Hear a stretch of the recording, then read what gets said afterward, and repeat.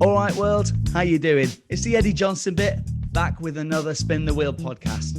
It's me spinny wheel, my cup of tea, that's important, and a bunch of random questions to ask to a guest. There's 24 questions on there. I'll spin it a few times. We'll see exactly where it lands, and then we'll have a bit of a chat and see where it might take us.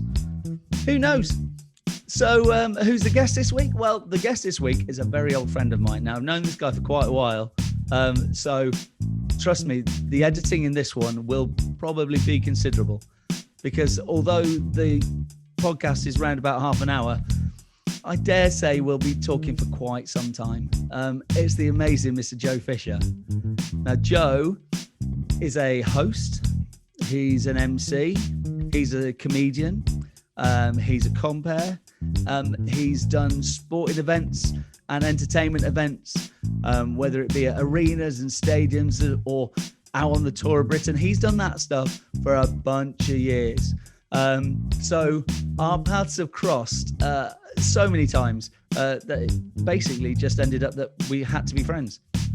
You can tweet me now. I'm on Twitter at SpinTheWheelPod. And yeah, I'm excited to see where this one ends up, as well as slightly scared of the amount of time it's going to take me to cut out the things that we really don't need to be putting out there. So this is Mr. Joe Fisher, and it's his turn to spin the wheel. Are you ready? Are we ready? Right then, let's go.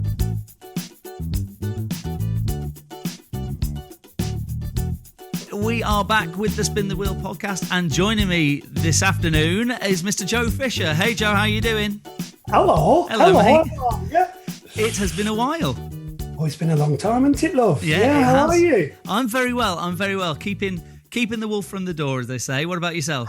I'm good, mate. All nice. good, thank you. Excellent. Yeah. Right, so before we get into the wheel and the spinning and all the rest of that malarkey, few little key points about you, I think. So the very first thing that I tried to do is introduce people by talking about their job description or their talent area. And with you, that takes a little while. Joe, how do you describe yourself? Gobby. Gobby for a living. Yeah, I talk for a living. Yeah, the man on the mic. That's the website. That's the phrase. I'll tell you a quick story. Originally was going to go with rentagob.com. I thought that would, explain what I do. Yep. Just don't Google it. All I'm going to say. All right, just. I'll stay clear of that one. Thanks for your advice. Clear history. Delete. So comedian, presenter, host, commentator, author, Santa Claus, spoken word poet. How many things? What do you put on your? I was speaking to Hobbit. We both know Hobbit. I spoke to him a few weeks ago, and I said, "So you're a professional beatboxer, and it's on your passport?" And he was like, "Yeah."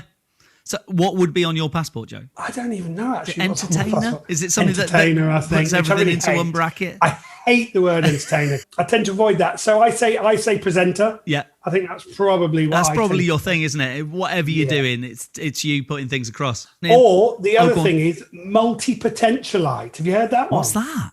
Yeah, mate. You got to get on TED Talks. A multi-potentialite. It's a thing. A really good TED Talk. I can't remember the lady's name, but she talks about the fact that, kids are taken through school saying, what are you going to be? Yeah. And she says, I'm this, and I'm that, and I'm this, and I'm that. And she talks about a chef who's also a rocket scientist. She talks about a physician who's also a composer, and she's saying, why not? Multi-potentialite. Why can't we have a few different labels? Absolutely. I spoke to the guitarist from Hope and Social again a couple of weeks ago, and he's exactly the same. Hope and Social. I know, they're brilliant.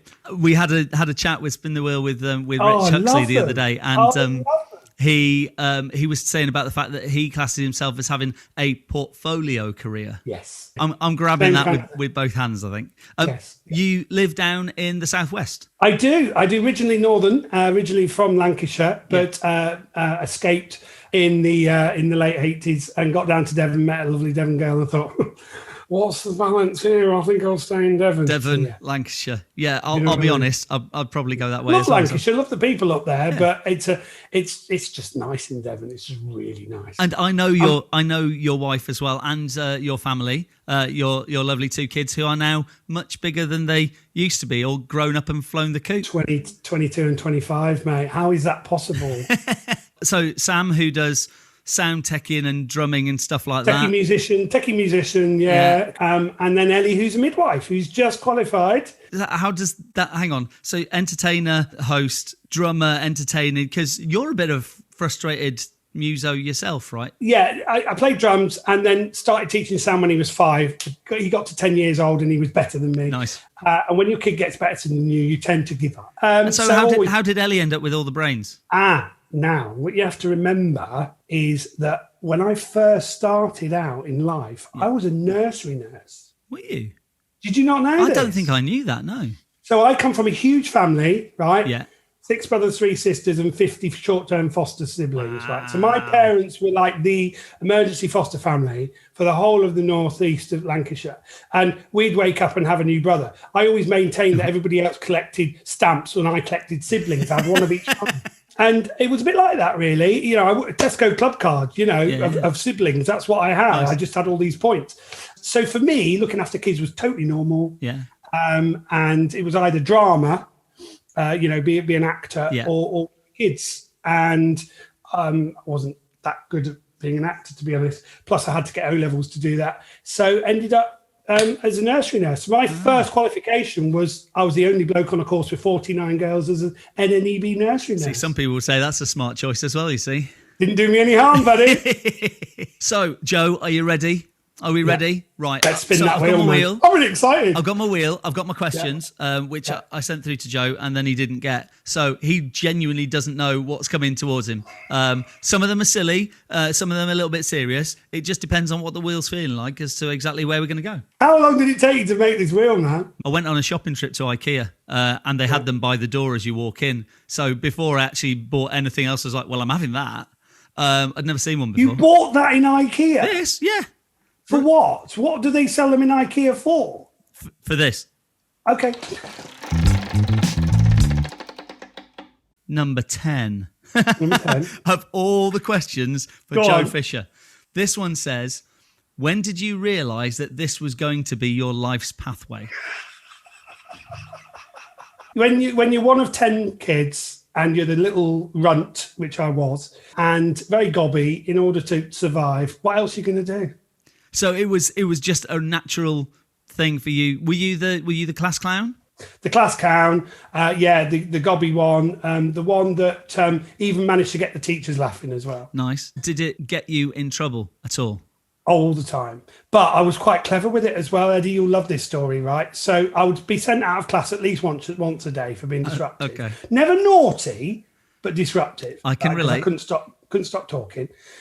What I managed to do, not even realising, the head teacher of this very big secondary school was part of our amateur dramatic society. Okay. So I get sent to Dr. Proud's office, the head teacher. Yeah. If I get in quick enough and say, "Oh, sir, remind me what we're doing. What's the next play I want to audition for?" He forgets why I've been called in. We talk drama for 15 minutes, and he sends me back to my class. So you avoided all of the canings and any of the detentions. Honestly, and it was canings. We're talking mid-80s. I mean, it would have been canings. Oh yeah, definitely.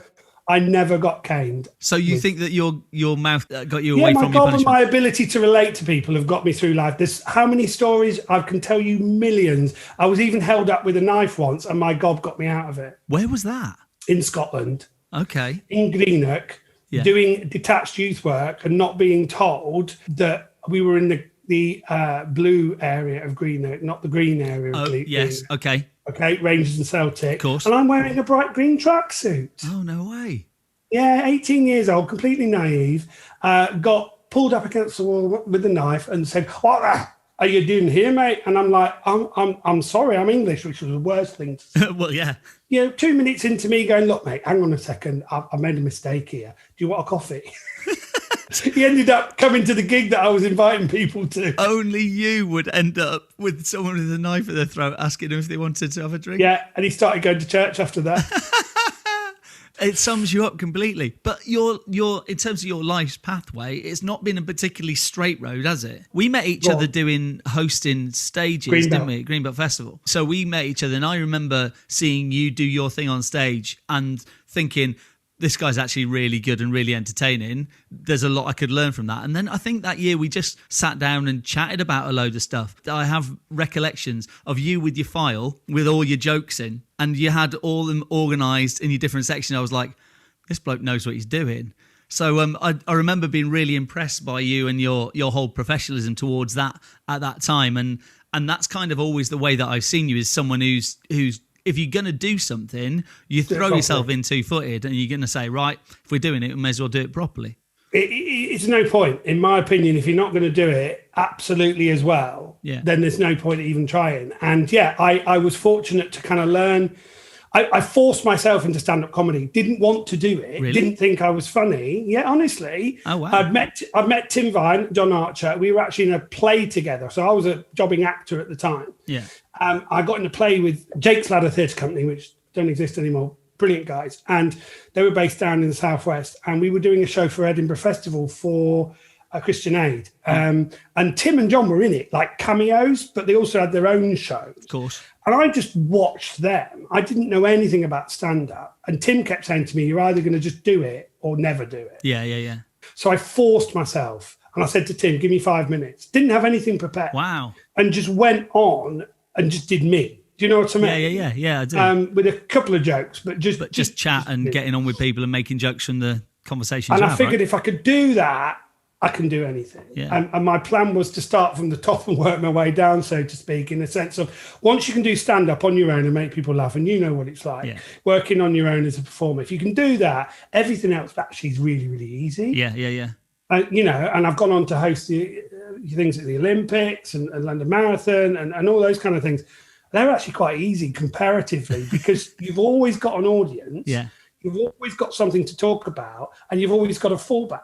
Whereas with stand-up, you haven't. Yeah. And so, those early days of Greenbelt and hosting and throwing jokes in was my way.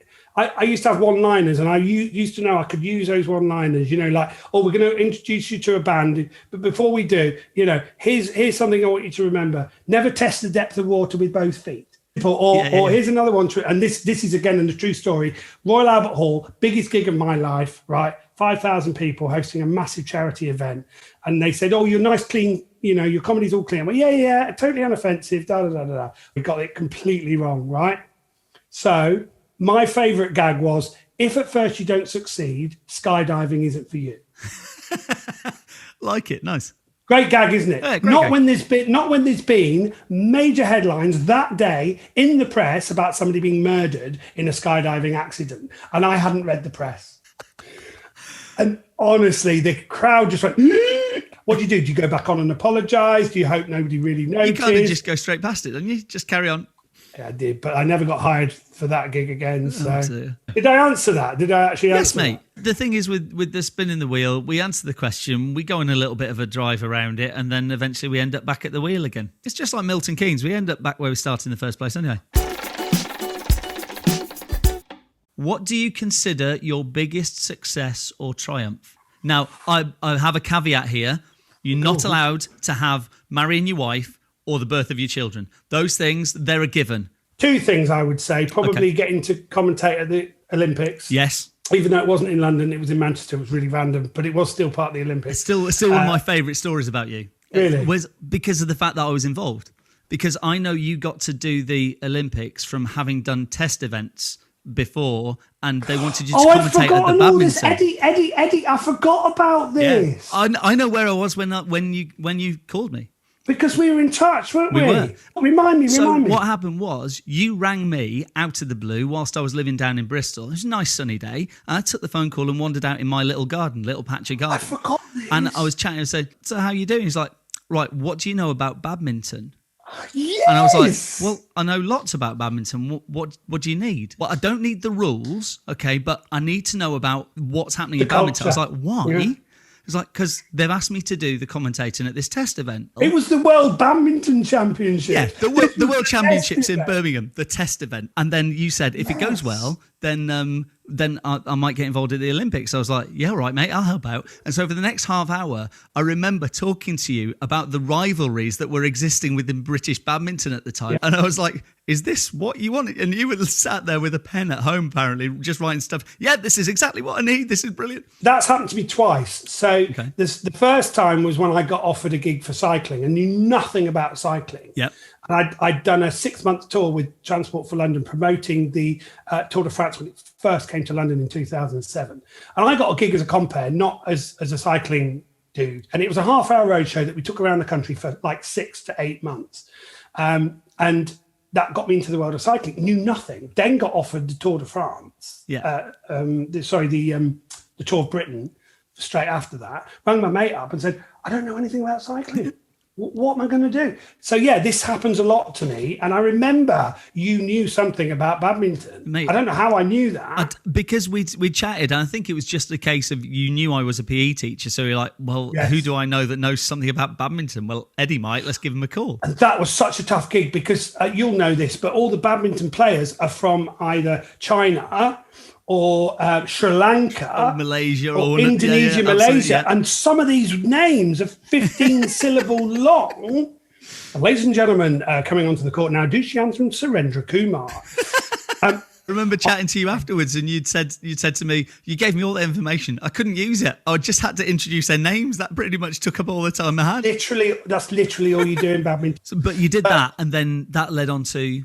So I got football and I was based at Old Trafford. Like I said, it wasn't London, which was always a bit of a downer for me, but I was still part of the Olympics. Yeah. And, to be able to put that on the CV was huge. How many people? How many was Old Trafford holding at that time? It was 80,000 a time. Wow. Times 25 football matches or however many we did. That was brilliant. And then after that, to get to do the London Marathon, which I've always wanted to do, and to be on the Mall as part of, for me, the greatest sporting event there is. It's just a massive pinnacle, isn't it? And it's one of those things that so many people are involved with, either through taking part themselves or watching at home and all the rest of it. So I can imagine how you would have felt to have been given the call for something like that. Yeah, I've just been really fortunate because most commentators, if you're honest, are very, very knowledgeable but quite dull. I had to bring something else because they wanted somebody front-facing. They wanted somebody to actually engage with the crowd. They wanted some entertainment rather than just the knowledge. When you're on the finish line of the Tour of Britain and you're there at 10 o'clock in the morning, the race doesn't arrive till 4 o'clock in the afternoon and you've got 5,000 people already there, the race is going to begin 150 miles away. The race isn't going to be here. The race is there. So what's happening here? Nothing. And we got 6 hours. Wow. So that's where all the stuff that I'd done before, all the comedy or the spontaneity or the improv or the acting comes into being because you become a entertainer. And I love it. My dream still is live TV, to be told, right, here's a game show, here's a crowd, we haven't got much of a script. They don't do that anymore, unfortunately, but if they did, that would be my dream. Well, okay, so if you could do any game show that currently exists on the telly, which one do you think you'd be suited towards? Anything that Ant and Dec do. Tipping Point? Do you fancy something along that? I find that a bit boring, really. It's a machine with coins. I mean, I might as well be at the fun fair. Yeah, I love Tipping Point. It's brilliant. I've written my own, Eddie. I've written 3 or 4 treatments, but of course, the problem with television is that unless you're already in, you're not going to get in. I've got a brilliant idea, and I'll throw it at you now, right? A daytime game show, right? The Hare and the Tortoise. Daytime quiz. We got 5 or 6 contestants to start with.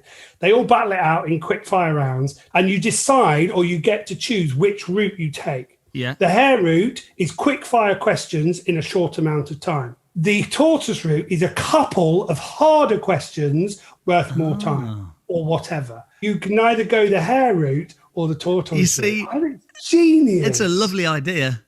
Never going to see the light of day. No. Right, this is number 24. Tell me a story about your favourite shoes. I told you, some of them you just don't know quite where it's going. My favourite shoes.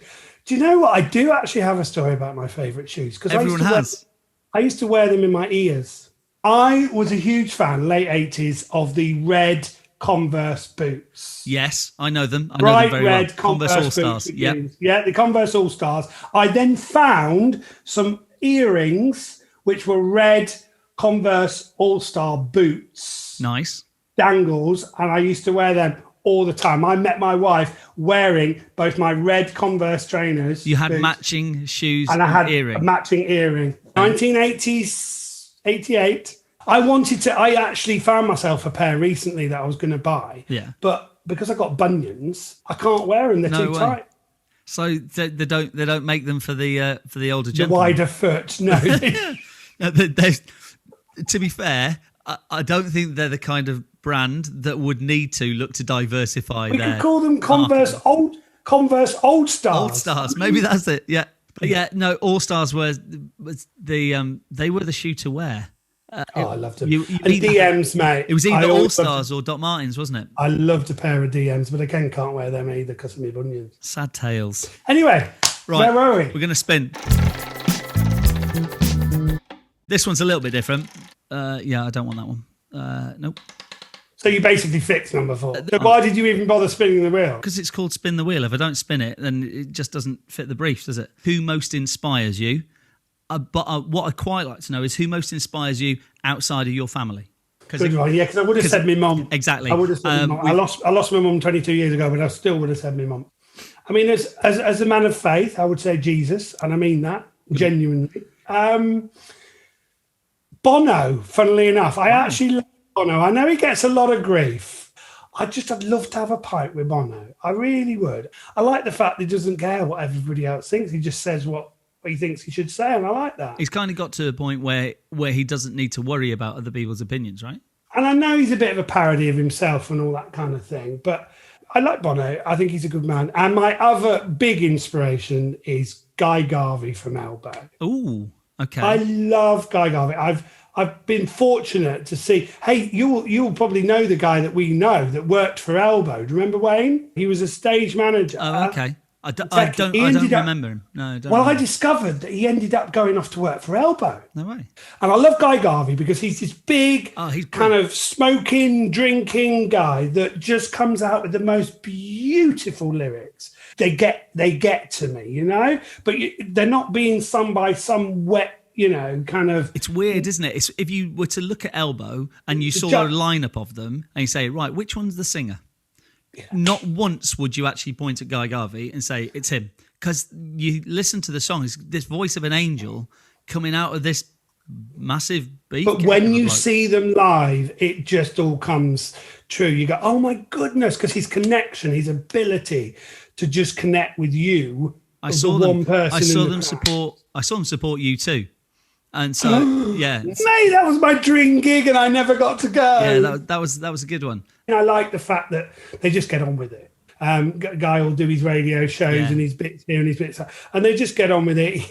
But as a lyricist, for me, he's like a modern day Shakespeare. He really is. And I got to meet him, so for me that when did you meet him? Seeing my mate Wayne on stage, realizing he's now the stage manager, texting him and going, any chance I can come and meet the band? Oh, no way. He got us backstage and it was brilliant. Being a parent, right? You want to score as many dad points as you possibly can. We both went, we got backstage and it was brilliant because the band were far more interested in Sam than they were in me. The drummer at the time, Rich Jupp, he came over to see Sam. He's about 14 years old. And he said, mate, come with me. He took him backstage. He showed him the kit. No way. He allowed him to play on it. Honestly, it was That'd just be crazy. Amazing. Took him round the band. And I'm following behind going, I want to meet Guy Garvey. I want to meet Guy Garvey. I mean, it was just like brilliant. Proper, yeah. That sounds amazing. Okay, let's go back to the daddy points. What's the things that stick out that you can think of that you've done to try to get positive daddy points from? Going to see Jessie J with my daughter, her and her best friend. I had to go as well. And do you know what? It's one of the best gigs I've ever been to. Brilliant. So, but I curried favour there big time. Yeah. Once, in order to get my youngest into a cricket game, he was big into his cricket at the time, someone asked me if I would be the mascot. So I dressed up as Nuts the Squirrel. Yeah. My son's street dance teacher used to do it for kind of like extra cash. He couldn't make it. And I was like, yeah, I'll do it. As long as I don't have to, I'll just go around and do some high-fiving and bits and pieces. Unbeknownst to me, about halfway through, they say, and now it's time for our traditional race the mascot. So I'm like, sorry, what now? I've got these great big trainers. I love that. So I'm racing against this bloke round an obstacle course. So I lost in this race, and they said, never mind, nuts. I'm sure you'll make up for it in your dance break. And I'm like, what the heck? All I can say about this, mate, is that it wasn't you. No, that's true. Yeah, nuts just had a bad day. I was into breakdancing when it first came over, 1983. I had the full gold lame kappa tracksuit. Nice. I was the popper, though. I wasn't much breaker. I was the popper. Yeah. And I was second place, Northwest Robotics Championship, 1983, Blackburn Town Hall. And we do it in Burnley. And then if we really had the money, we'd get on the train and go to Manchester. And the Arndale Centre in Nelson, where I lived, would allow us one evening a week to take over the Arndale Centre. Because it's a massive area of shiny floor. Absolutely. Breaker's dream. It was brilliant. Breaker's dream. And we used to go in there once a week, about 40 of us, and just practice. It was fantastic. That's amazing. Did you not know that? I did not know that. I'll find out all kinds of things about you today. Yeah, mate. That's fantastic. I'll do the Joe bot for you one day.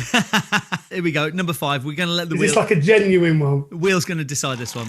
This is so good. Can we just do this all day? Okay, right. Hold on. This one's got a theme tune. Which one's your favourite? Which one's your favourite? Which one's your favourite hob? Which one's your favourite? Which one's your favourite? Which one's your favourite hob? Oh, mate, we've all got a favourite hob. Absolutely, we have. It's not difficult at all. Straight in there, front left, mate. Front left. Thank you. Is the correct answer? It's the large one, the front left. It always is. You don't go anywhere else. And I will even swap pans to make sure that the right one goes on front left. Yeah, I always move the others. Once it's been cooked, it goes to the back and the new one comes on front left every time. I do love the fact that you're quite in agreement and quite vehement about it as well. I haven't even thought about it, but there's no question. No. I'm going to have to spin again because you've had that one already. I've done it. All right. I somehow managed to spin 3 times and land on 3 questions we've done already. Where have you been in the world that you would most want to go back to? Such an easy one. Really? I got to go to Canada when I was working for Youth for Christ. And mate, I was 19. Yeah. And I just fell in love with Canada. Nearly didn't come home. We were based at a Bible college in Alberta. Just beautiful, stunning. I mean, landscapes beyond anything you'll ever imagine. Canada for me is like Britain on steroids. So everything you like about Britain, maybe the hills or the forests or the coast, just times that by 100, and that's Canada. I had 3 young ladies at the Bible college. I was 19 years old, all tell me that God had told them that I was to marry them and take them back to the UK. So that was good. So did you take any of them? I didn't know. In 3 months, once I got back in the UK, I met Emma and still married. Okay, rewind a little bit. So those 3 girls, so every single one of them told you that God had told them? Yeah, because God hadn't told me that. Yeah. And they had weird names. Okay, I think that's a perfectly valid reasoning. So I could have been persuaded with Cindy, but I didn't want to stay in Canada. Far from I was home. so naive, mate. I was so naive. Do you think you would have been in a position to be able to like cook and clean for yourself and sort all that stuff properly? I love the way that there was no hesitation. I didn't have a clue, mate. Not a clue. That whole year, that Youth for Christ year, was just travelling. That's how it all happened. And that's why I say to my kids, if you get an opportunity, go. Just do it. Yeah. You talk about your kids' dreams in terms of your dreams. Yeah, I still dream about TV, like I said. I mean, when I'm 50 and I've been dreaming since I'm 30 or 20 even, you tend to think maybe, that ship has sailed. Yeah. I don't have any regrets. But it would be nice to get an opportunity to do some kind of live TV. There's been so many times where things have been close. Really close. Or not quite. Really close. We could get deep on this one, Eddie, if you wanted. But I always go with the premise that you can't have everything you want. And you can't. It doesn't matter whether we have faith or not. You can't have everything you want. And the people I know that have done very well, in showbiz, have normally given on another area. And it's either been their own self-confidence or they lose their relationships. I've never been prepared to do that. And for me, the phrase I've always used is, if I'd have got what I wanted, I wouldn't have what I've got. And if I'd have got into that, I don't think I'd have 2 incredibly balanced kids, a wife that still gives a toss, and a marriage of 28 years. Yeah. I don't think, and those things are important to me. it's a very rounded way of looking at things. It's taken me a long time to get there. Hey, mate, here's a lovely little thing. Genuine true story. One of my heroes was a guy called Roy Castle. Do you remember Roy? I do remember Roy Castle, yeah. Presenter of Record Breakers, which was a very big TV show when we were a whole lot younger. He was a jazz trumpeter. Roy was more than just a trumpeter. Great. He did carry-on films. Yes. You know, he was a comedian. He was a dancer. He was a musician. And I got the opportunity to meet Roy at a friend's wedding. And I cornered him. He only had 10 minutes. And I said, look, I want to be a kid's... I was 20 years old. I want to be a kid's TV presenter. What do I do? Do you know, the nicest guy you will ever meet? And what I loved about Roy was all-round huge talent, but a very, very strong Christian and a brilliant dad. He's at the peak of his career, right? Yeah. Hugely famous, hugely busy man. And he said to me, we haven't got a lot of time to talk. I've got to go and set up. Give me your address. And within a week, I get a handwritten letter, which I've still got. You know, he's giving me all this advice on how to get into TV and how to never give up and always persevere and all this kind of thing. Yeah. And whether that happens or not, that got me on the journey that I'm on. And all the things I thought I'd never do, like Olympics and marathon and world champs for cycling and all that, I never thought I'd do that. That's all part of that journey. The destination's still there. Whether I've ever make it there or not, I don't think that really matters. That's a great way of looking at it, Joe.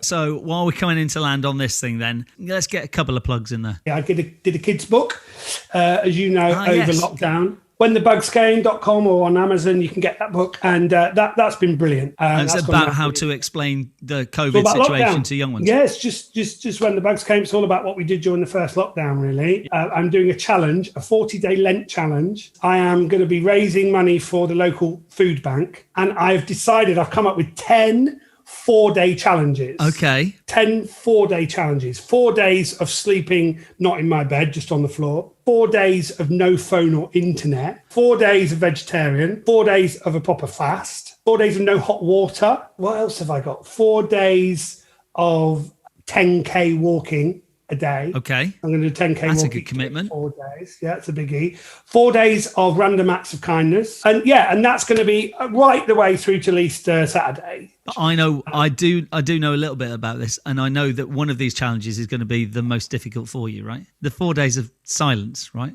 You not talking.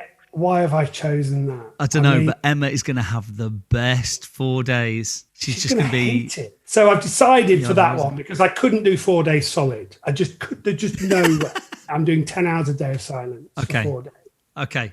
I'll let you off with that one. In terms of doing that, people can sponsor you? Yeah, they can just donate. Cool. Yeah, so I'm not really kind of doing it as a major sponsor thing, but if somebody wants to donate, facebook.com/10for40. There's all the links on there, and if they want to donate, they can. If they want to find out about you, Joe, and the kind of things that you're going to be up to, hopefully, when the world comes vaguely back to normal and we're back to doing stuff, whereabouts can people find out about you? The Man on the Mic, that's probably my main one, and I've got a webpage for that. Well, I've had a lovely time chatting. Joe Fisher, thank you ever so much for spinning the wheel. I'll see you again, mate. Thanks for having me, bud. Cheers now.